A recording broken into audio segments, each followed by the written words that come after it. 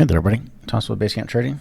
It is Wednesday, January 14th, and we're going to take a look here at Canon. Now, this is a swing trade we had in the trading room from yesterday, and we were looking for a breakout, and we got long yesterday, on the inverted head and shoulder. So you see your left shoulder here, head, and then right shoulder. Our neckline was at about 85 cents.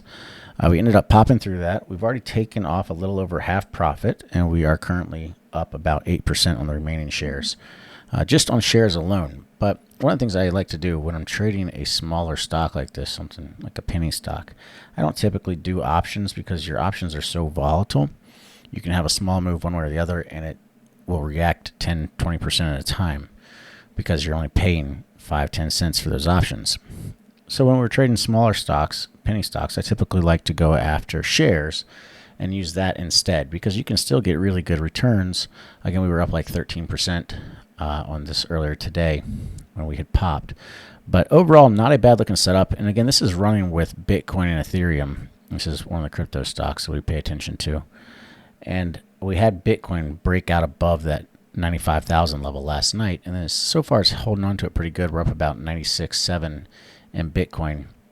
And assuming we can stay up here, we'll look for more upside in Bitcoin. But overall, not a bad day. Today we had several really good trades, including closing out trades in Procter & Gamble and MSTR from swings and BMNR, and then also closing out our Moderna position from the weekly breakout. But all these are, or most of these trade stuffs are posted on the trading room over at Basecamp Trading, or you can follow me on Twitter, X, and I post a lot of setups there as well. I think MSTR was posted there. Well, I know MSTR was posted there, so was the Moderna trade. We made like 70% on those, so not a bad move. But that's it for today. Don't forget to like and subscribe. And until next time, everybody, check us out at Basecamp Trading, and happy trading.